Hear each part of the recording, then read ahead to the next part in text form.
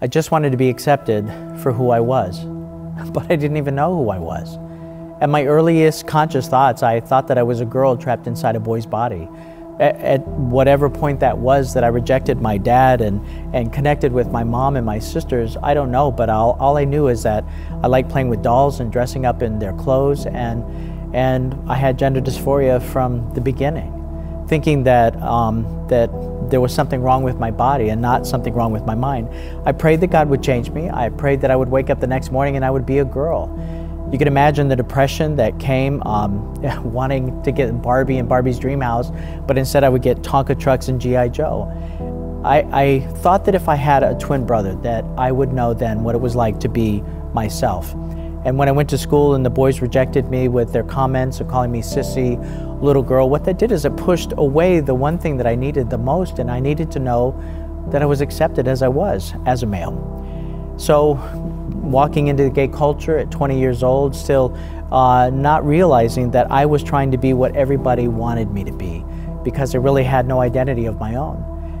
Denying the fact that I felt transgender, and then coming into gay culture, and for 20 years, at 40, when I began a relationship with Jesus Christ, I was totally confused about who I was and what God wanted me to be. I felt that, again, that I had to be perfect before God before He would accept me. What was so amazing is that it wasn't an easy process, and it certainly wasn't an event.